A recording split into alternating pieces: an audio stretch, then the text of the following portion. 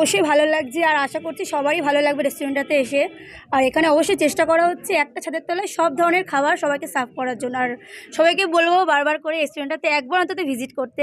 আশা করি যে আসবে তারই ভালো লাগবে রেস্টুরেন্টটাতে। আর এখানে ভাঙড়ের মতো এলাকায় একটা কলকাতার মতো ভাইবস দেওয়ার চেষ্টা করছি আমরা।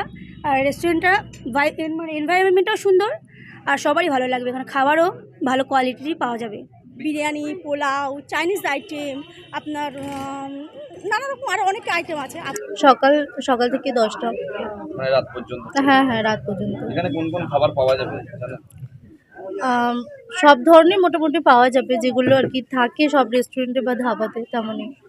খুব ভালো লাগছে। আচ্ছা, এই রেস্টুরেন্ট কি হয় তোমার? মানে আমার দাদুর রেস্টুরেন্ট। দাদু রেস্টুরেন্ট।